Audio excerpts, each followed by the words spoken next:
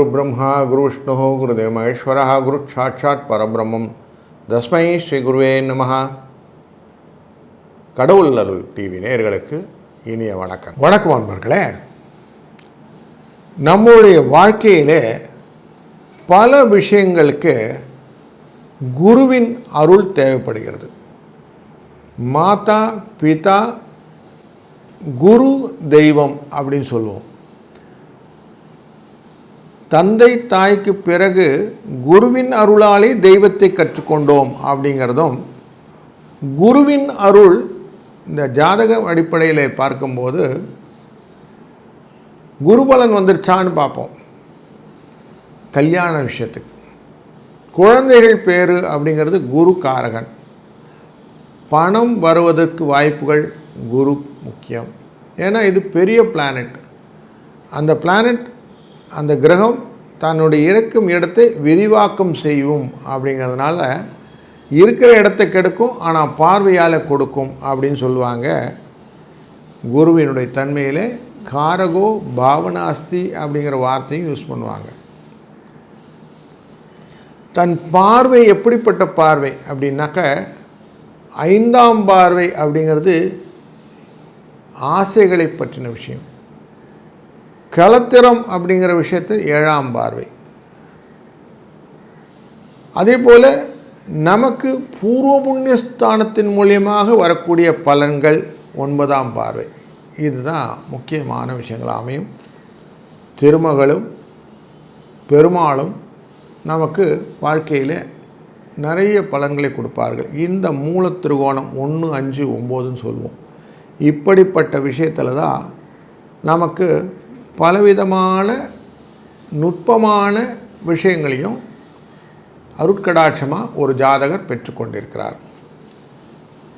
நிறைய ஜோதிட மெத்தட்ஸ்லாம் உண்டு. அதில் பிருகுநந்தி நாடி அப்படிங்கிற மெத்தடில் ஒரு ஜாதகர் அப்படின்னு சொன்ன உடனே குருவை தான் வச்சுப்பாங்க.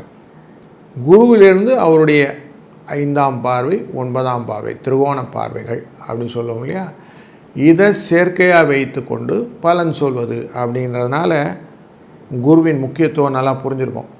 இப்படிப்பட்ட குரு தன்னுடைய நேர் பயணங்கள், எதிர்மறை பயணங்கள் அப்படின்னு சொல்லி 2 பயணங்கள் உண்டு. இந்த எதிர்மறை பயணம் பேர் வக்கரம்னு பேர். தன்னுடைய நிலைப்பாட்டிலிருந்து திரும்பி செயல்படுவது. குரு இப்போ அதிசாரமாக உள்ளே வந்தார். கடகராசிக்குள்ளார உச்சம் அப்படிங்கிற இடத்த தொடுறார் அப்படின்னு பார்க்குறோம். அதனால தான் தங்கம் வேலை கிடுகிடுகிடுன்னு மேலே ஏறிச்சு பார்த்தோம் இல்லையா. அதுக்கப்புறம் அது ஸ்டெபிளைஸ் ஆகி இறங்கிறதுக்கான வாய்ப்புகளை காட்டுறது இந்த வக்கரகதியில் ஆரம்பிக்கும். நவம்பர் 12ஆம் தேதி இந்த வக்கரத்தின் ஆரம்ப நிலை. அவர் திரும்பி 1 டிகிரியை ஆரம்பித்து திருப்பி மிதுன ராசியை நோக்கி பயணம் கொள்வார். இந்த பயணம் மார்ச் 12ஆம் தேதி வரைக்கும் ரஃப்லி அரௌண்ட் 135 நாள் இருக்கும். இந்த பீரியடில் இவருடைய வக்ரகதியானது நடந்து கொண்டிருக்கும். அப்படிங்கிறனால ரொம்ப முக்கியமான நோட்டபிளான விஷயங்கள் உண்டு. இப்போ நேர்பார்வையாக இவர் பார்த்தா தன்னுடைய 5ஆம் பார்வையாக விருச்சிக ராசி மேலே வைப்பார். 9ஆம் பார்வையாக மீன ராசி மேலே வைப்பார். இப்போ ரிவர்ஸில் பார்த்தாக்க தன்னுடைய 5ஆம் பார்வை அப்படிங்கிற பார்வை பலத்தை மீனராசி மேலே வைப்பார். 9ஆம் பார்வை அப்படிங்கிறத விருச்சிக ராசி மேலே வைப்பார். மகர ராசி மேலே ப்ரிடாமினென்ட்லி அந்த 7ஆம் பார்வை இருக்கும், கடகராசியில் இருக்கிற வரைக்கும். அதனால் இந்த தன்மையை எப்படி இந்த கிரகங்கள் ஈர்த்து கொள்கிறது அப்படின்னு முக்கியம். இந்த சுகத்தை கெடுப்பது அப்படிங்கிற விஷயமும் உண்டு இதில். ஏன்னா குருவும் சனி பகவானும் பார்த்து கொண்டாலே கலவரங்கள் அப்படின்னு சொல்ல விஷயங்கள்லாம் உண்டு. நேரடி பார்வைகளாக கடகத்தில் உட்கார்ந்து மகர ராசியில் இருக்கும்போது, தனுசில் இருக்கும்போது, மிதுனத்தில் இருக்கும்போது, இதெல்லாம் தான் நேச்சுரல் கிளாமிட்டியான யுத்தங்கள் எல்லாம் அந்த சூழ்நிலையெல்லாம் பார்த்தோம் இல்லையா. அப்படிப்பட்ட கலவரங்களெல்லாம் உண்டு பண்ணக்கூடிய சூழ்நிலையும் இந்த சனி குரு பார்வைக்கு உண்டு. இப்போ முக்கியமாக கடல் அப்படிங்கிற இடத்துல மீன ராசிக்குள்ளார சனி பகவான் உட்கார்ந்துருக்கிறாரு. கடல் அப்படிங்கிற கடகராசிக்குள்ளார குரு பகவான் உட்கார்ந்துருக்கிறாரு. இவங்க 2 பேரும் பார்த்தா கொந்தளிப்பு அப்படின்னு ஒன்று இருக்கும். சனி பகவான் அப்படிங்கிறவர் நிறைய பேர் நண்பர்களையும் உற்றார் உறவினர்களையும் மக்களையும் சார்ந்த கூட்டம் அப்படின்னு சொல்லுவார். எங்கெல்லாம் கூட்டம் இருக்கோ அங்கெல்லாம் கொந்தளிப்பு வந்தால் நிறைய டேமேஜும் இருக்கும் அப்படிங்கிறது இண்டிகேட் பண்ணுது. எஸ்பெஷலி நீர்நிலைகளிலே. அப்போ வெள்ளக்காடு ஆவதற்கு வாய்ப்புகள், கடல் கொந்தளிப்பாவதற்கு வாய்ப்புகள், கடல் சீற்றத்தினால் வரக்கூடிய டேமேஜஸ், இப்படின்னு நிறைய நேச்சுரல் கலாமிட்டி இஷ்யூஸையும் கொண்டு வருவார் அப்படிங்கிறதும் இங்கே நோட்டபுள் பாயிண்ட்டாக இந்த வக்ரகதியின் போது பார்க்க வேண்டியிருக்கு. நல்ல செய்தியே இல்லையா சார் அப்படின்னா நல்லதும் உண்டு. ஏன்னா இந்த 5ஆம் இடம்ங்கிறது ஆசை, லாபம், வியூகத்தின் அடிப்படையிலே புதிய மாற்றங்கள், நுணுக்கங்கள், இது எல்லாமே செய்யக்கூடிய விஷயங்களையும் இந்த குரு பார்க்கறதுனால கிடைக்கும். 9ஆம் இடமை பார்க்குறார், விருச்சிக ராசியை பார்க்குறார் இல்லைங்களா, காலச்சக்கர புருஷத்தின் 8ஆம் இடம். அப்போது உங்களுக்கான பலவிதமான ஐடியாஸ், திடீர் அதிர்ஷ்டங்கள், வரவுகள், இதையும் இந்த பார்வையின் பலத்தினாலே கொடுப்பார். அப்படிங்கிறதுனால இது எல்லாமே தீர்மானமாக பார்க்கணுன்னா ஒரு ராசிக்கும் எப்படி பலன் இருக்குன்னு பார்க்கணும் இல்லைங்களா. இந்த சூழ்நிலையிலே சுக்கிரனானவர் ஆட்சியிலே அமர்கிறார். துலா ராசிக்குள்ளே ஆட்சியில் உட்கார்வார்.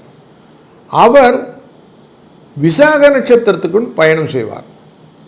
விசாக நட்சத்திரம் குருவுடைய நட்சத்திரம். குருவும் சுக்கிரனும் எதிரெதிரி அணியை சேர்ந்தவர்கள். இவர்களுடைய ஒரு பகை நோக்கங்கள் இருந்தாலும் வெற்றி அப்படிங்கிற நோக்கம் ரொம்ப முக்கியமாக இருக்கும். யுத்தங்கள் உண்டு, அசுர தேவ யுத்தம். அதில் வெற்றி பெற வேண்டும் என்ற எண்ணங்கள் நிறையா வரும். சுக்கிரன் நார்மலாக சொல்லுவோம் பெண் அப்படின்னு சொல்லுவோம். அப்போ பெண் அப்படிங்கிற விஷயத்தில் ஒரு விசாக நட்சத்திரத்தை இந்த சுக்கிர பகவான் தொடக்கூடிய நேரங்களிலே பெண் ரிலேட்டடான மேட்டர் ரொம்ப பர்டிகுலராக கொண்டு வந்திருப்பாங்க. நார்மலாக கொஞ்சம் சமீப காலத்தில் நிறைய பார்த்தோம் இல்லையா, மீ டூ அப்படின்லாம் சொல்லிட்டு, அந்த மாதிரி இந்த வன்புணர்ச்சி விஷயங்கள் அப்படிங்கிற விஷயங்கள் எல்லாம் எக்ஸ்ப்ளோர் பண்ணக்கூடிய நியூஸஸ்லாம் நிறைய வரத்துக்கான வாய்ப்புகளையும் இந்த காலகட்டங்களிலே எதிர்நோக்கலாம் அப்படிங்கிறது தெரிகிறது. அதுவும் ஸ்பெஷலி இந்த துலா ராசிங்கிறது கலை சம்பந்தப்பட்ட விஷயங்கள் அப்படிங்கிறதுல பெண்கள் தொடர்பு கொண்ட விஷயங்கள் எல்லாம் இந்த எக்ஸ்ப்ளோரிங் ப்ராபபிலிட்டி ஆஃப் விசாக நட்சத்திரத்தை தொடக்கூடிய சுக்கிரன் எக்ஸ்ப்ளோர் பண்ணி விடுவார். தபாத்துக்கும் இப்படி இருக்குது உலகம் அப்படின்னு சொல்லி காட்டுவார். அப்போது நிறைய விஷயங்களும் வெளிப்படுவதற்கான வாய்ப்புகளையும் இந்த குரு வக்ர பெயர்ச்சியின் போது எதிர்பார்க்கலாம் என்ற கூடுதல் தகவலையும் மனதில் கொள்ளுங்கள். வாருங்கள் தொடர்ந்து காண்போம். வணக்கம் மேஷராசி அன்பர்களே. உங்களுடைய ராசியிலிருந்து 4ஆம் இடமான கடகராசிக்குள்ளர குரு பகவான் தன்னுடைய பயணத்தை அதிசாரமாக தொடர்ந்து செய்து போகும்போது இந்த வக்ரம் என்ற நிகழ்வு நிகழ்கிறது. 3ஆம் இடத்தில் இருந்த இந்த குருவின் எஃபெக்ட் மிதுனத்தில் இருக்கும்போது நிறைய துயரங்களும் கஷ்டங்களும் மாற்றி கொடுத்துக்கிட்டே இருந்தார். இவர் கடகத்துக்குள்ளே நுழைய கொஞ்சம் ரிலீஃப் ஆச்சு. நவம்பர் 12லேருந்து திருப்பி பழைய குருடி கதவை தரடி அப்படிங்கிற மாதிரி உள்ளே வந்துடுச்சு இந்த எஃபெக்ட். இந்த வடிவேலு பாணியில் சொன்னால், ஏயா இப்படி செய்கிற என்ன, நான் எதுக்கியா பயன்படுவேன் அப்படின்லாம் கேட்பார் இல்லையா, அந்த மாதிரி என்னை ஏயா இப்படி சோதிக்கிற அப்படிங்கிற ஒரு சூழ்நிலையை நமக்கு இந்த குருவின் ரிவர்சல் ஃபேக்டர் கொடுக்கும். ஆனால் இதை எப்படியே பார்க்க வேண்டாம். நவம்பர் 29ஆம் தேதி சனி கிரகம் வக்கரகதியிலிருந்து மீண்டக்கூடிய விஷயங்கள் நடக்கப் போகிறது. அப்படி அவர் மீளும்போது வரக்கூடிய செலவுகளை கட்டுப்படுத்துவதற்கு இந்த குருவின் இந்த ரிவர்சல் பார்வை, 5ஆம் பார்வை முக்கியமான நிகழ்வு. அதுபோல் 8ஆம் இடத்துல செவ்வாய் உங்கள் ராசிநாதனை ஆட்சி செய்யக்கூடிய இடங்கள்லாம் இருக்குது. காலபுருஷ தத்துவத்துக்கும் 8, உங்கள் ராசிக்கும் 8 அப்படிங்கிற இடமான விருச்சிக ராசி மேலே பார்வை பதிக்கிறது 9ஆம் பார்வையாகும். அப்போது வரக்கூடிய கஷ்டங்களை நிவர்த்தி செய்வதற்கான வாய்ப்புகளையும் இந்த குருவின் பார்வை செய்கிறது. இஷ்ட தேவதை குலதேவதையுடைய தன்மையினால் வரக்கூடிய அனைத்து விதமான ப்ராப்ளங்களையும் முன்னுக்கு முன்னதாகவே புரிந்து கொண்டு செயலாற்றுவதற்கு ஒரு நல்ல ஆப்பர்ச்சுனிட்டி. தொழிலிலே இருக்கக்கூடிய மந்த நிலை, தடைகள் இவற்றையும் நீக்குவதற்கான வாய்ப்புகள் மகர ராசி மேலே பார்வை வைப்பதனாலும் இருக்கிறது. குருவுடைய நட்சத்திரங்களிலே புனர்பூச நட்சத்திரம், விசாக நட்சத்திரம் மற்றும் பூரட்டாதி நட்சத்திரத்திலே சந்திரன் பிரயாணம் செய்யக்கூடிய காலகட்டங்களிலே உங்களுக்கு வெற்றி வாய்ப்பை கொடுக்கக்கூடிய சூழ்நிலையையும் இந்த காலகட்டம் கொடுத்துவிடும். அதனால் எதிலையும் சுறுசுறுப்பு, உறவுக்காரங்களால் மகிழ்ச்சி, வியாபாரத்திலே பிரச்சனை குறையக்கூடிய தன்மை. அலைச்சல் நிறைய அலையிறேன் சார், ஆதாயம் இல்லை சார் சொன்னீங்க. அலைச்சலுக்கேற்ற ஆதாயம், திறமைக்கேற்ற ஊதியம். அப்போ நிறைய திறமைகள் உள்ளேருந்து வெளிப்படும். யார் ஒருத்தர் தங்கம் புடம்போடும்போது தான் அதனுடைய தன்மையிலே அது நல்ல வேல்யூ ஜாஸ்தியாகுது இல்லைங்களா? அப்படி புடம்போட்ட தங்கமாக மாறுவதற்கு வாய்ப்புகள் நிறைய கொடுப்பார். பிள்ளைகள் வழியிலே நல்ல மகிழ்ச்சிகரமான சூழ்நிலைகள் இந்த குருவின் பார்வை ஏற்படுத்தி கொடுக்கும். வெளிநாட்டு வர்த்தக தொடர்புகள், வெளிநாட்டு பயணங்கள், கடல் கடந்து செல்லக்கூடிய காரியங்களிலே லாபங்கள், இது எல்லாமே இந்த குரு அமைத்து கொடுப்பார். ஏன்னா 3 நீர்ராசிகள் தொடர்பு கொள்ளும். கடகம், மீனம் மற்றும் விருச்சிகம் 3மே நீர்ராசி. இந்த 3 நீர்ராசிகளுமே உங்களுக்கு லாபம் என்கிற அடிப்படையிலே அழகாக அமைத்து கொடுத்தோம்.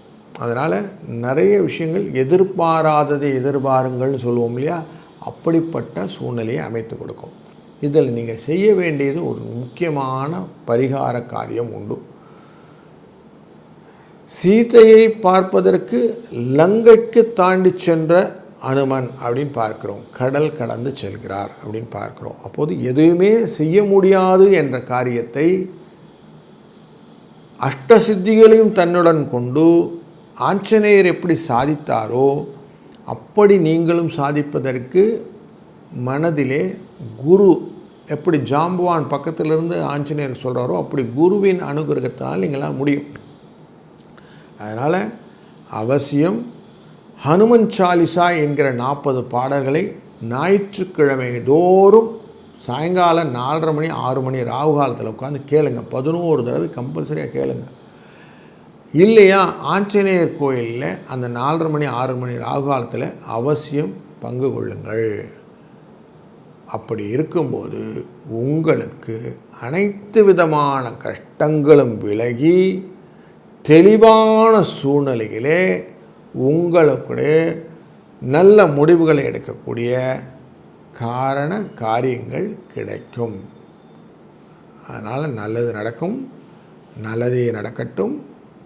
வாழ்க வளத்துடன். கடவுள் அருள் டிவியை பார்த்தமைக்கு நன்றிகள். மேலும் இது போன்ற தகவல்களை தெரிந்து கொள்ள கடவுள் அருள் டிவியை சப்ஸ்கிரைப் செய்யுங்கள். மறக்காமல் பெல் ஐக்கானை கிளிக் செய்யுங்கள்.